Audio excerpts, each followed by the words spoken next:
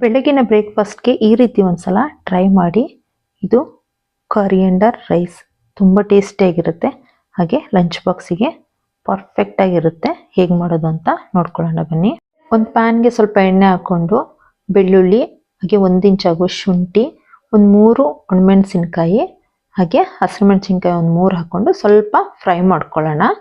ಇದು ಫ್ರೈ ಆದ ನಂತರ ಸ್ವಲ್ಪ ಮೆಂತ್ಯ, ಹಾಗೆ ಜೀರಿಗೆ, ಮೆಣಸು ಹಾಕ್ಕೊಂಡು ಚೆನ್ನಾಗಿ ಫ್ರೈ ಮಾಡ್ಕೊಂಡು ಇದಕ್ಕೆ ಕರಿಬೇವಿನ ಸೊಪ್ಪು, ಕೊತ್ತಂಬರಿ ಸೊಪ್ಪು ಹಾಕ್ಕೊಂಡು ಹಸಿ ವಾಸನೆ ಹೋಗೋವರೆಗೂ ಚೆನ್ನಾಗಿ ಫ್ರೈ ಮಾಡಿಕೊಂಡು 1 ಸ್ಪೂನ್ ಆಗುವಷ್ಟು ಬಿಳಿ ಎಳ್ಳನ್ನ ತೊಗೊಂಡಿದ್ದೀನಿ. ಅದನ್ನು ಸಹ ಚೆನ್ನಾಗಿ ಫ್ರೈ ಮಾಡಿಕೊಂಡು ಒಂದು ಮಿಕ್ಸಿ ಜಾರ್ಗೆ ಹಾಕ್ಕೊಂಡು ನೀರು ಹಾಕ್ಕೊಳ್ದೆ ರುಬ್ಕೋಬೇಕು. ಅದೇ ಪ್ಯಾನಿಗೆ ಸ್ವಲ್ಪ ಎಣ್ಣೆ ಹಾಕ್ಕೊಂಡು 1 ಕಪ್ಪು ಕಡಲೆ ಬೀಜನ ಹಾಕ್ಕೊತಾ ಇದ್ದೀನಿ. ಹಾಕ್ಕೊಂಡು ಚೆನ್ನಾಗಿ ಫ್ರೈ ಮಾಡಿಕೊಂಡು ಒಂದು ಬೌಲಿಗೆ ಎತ್ತಿಟ್ಕೊತಾ ಇದ್ದೀನಿ.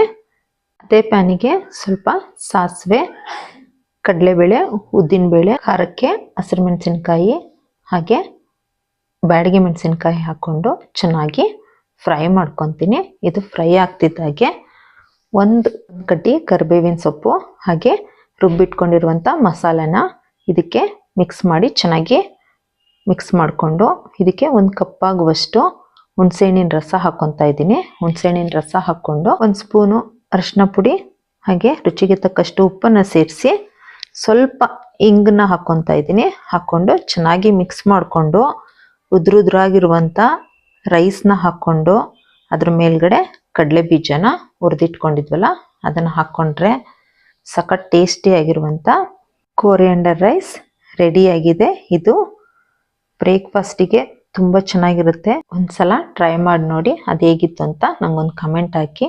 ಇದು Nihas cooking channel. So please ನನ್ನ ಚಾನಲ್ನ ಸಬ್ಸ್ಕ್ರೈಬ್ ಮಾಡ್ಕೊಳ್ಳಿ, ಲೈಕ್ ಮಾಡಿ, ಹಾಗೆ ನಿಮ್ಮ ಫ್ರೆಂಡ್ಸಿಗೆ ಶೇರ್ ಮಾಡೋದನ್ನು ಮರಿಬೇಡಿ. ಮತ್ತೊಂದು ವಿಡಿಯೋದೊಂದಿಗೆ ಭೇಟಿ ಆಗ್ತೀನಿ. Thank you for watching.